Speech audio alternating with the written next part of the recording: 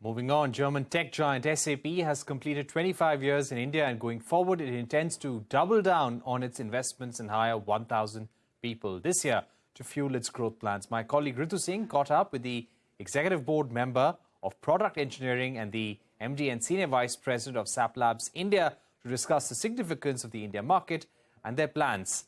Here's a slice of that conversation. 40% of the global R&D for SAP runs out of SAP, right? Runs out of India. And that's phenomenal for us. And quarter of the patents that come out of SAP every year also come out of India. And if you just look back at the growth we have had from the 25 years, we started off as this small family of 100 plus developers, and today we are this strong family of 15,000 of us across India, right? Bangalore being our largest hub, but we're also in Mumbai, in Gurgaon, Pune and Hyderabad. And if you just look at the nature of the portfolio here, we're the only location of SAP where we have the entire breadth of our product portfolio.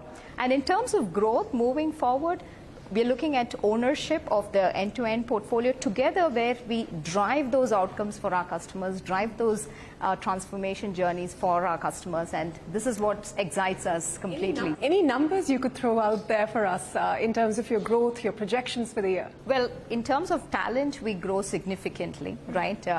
If I just look at the numbers this year, we're poised at continuing to grow. We're also looking at our second campus as we speak, coming up in Bangalore.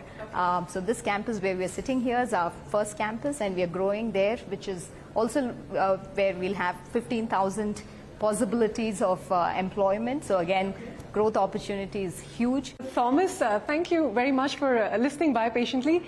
Secondly, I wanted to understand from you in terms of the next few years, what kind of investment is SAP making in the India market, and what are your expectations out of here? I think what we saw also from a business perspective, that we are doubling our cloud revenue year by year, and also that's what we expect for the next year. In India. In India. Okay. And in total by 2025, we currently have an aspiration of having 22 billion in cloud revenue. Okay. And India is for sure one of the growth drivers of that as well, because we see with the digitalization and our solutions, which are business critical for that growth of the companies in India, that we see this success, and that's also continues along the way. With regards to the investments, we double down on India on many reasons. If you think about our offering, which we call Grow with SAP, a dedicated offering for scale-ups, for startups, for fast-moving mid-market companies. And if you look around here in India, amazing to see the mid-sized companies. And we want to help them to grow in India, but then also globally with our solutions.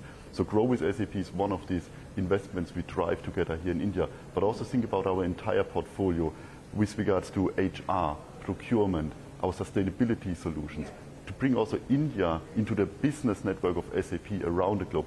So that's a phenomenal growth driver. And last but not least, we talk a lot about AI these days in the tech area. For sure, India is one of these areas with the great STEM talents, what Sindhu talked about, that we incrementally hire way more AI experts, data scientists and the likes, leveraging AI in the context of the business applications to totally define new business scenarios, which are now possible with the technology we have at hand.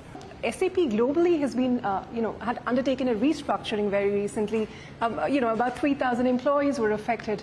I wanted to understand if that process was completed, what was the thought behind it, and what was the impact on India? So what we actually decided as a team, that we have a very targeted restructuring, which means it's only touching 2.5%, so not like other players with double-digit numbers, but really less than 2.5% fundamentally, and very targeted. And what it was important for this restructuring, it was not about layoffs. It was about that we also can leverage the capacity for other growth areas. We did a targeted restructuring, and that's, I think, the important point, because it was not just a layoff.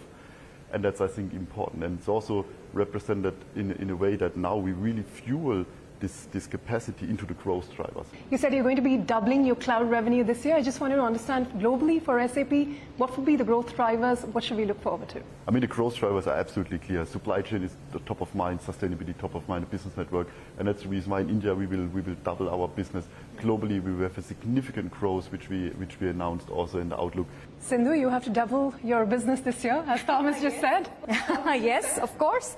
I mean, India is the place to be. There is no doubt about it. And we've made that decision, and we continue on that journey. With that, it's a wrap on this edition of Newscentre. More news and updates continue right here on CNBC-TV18.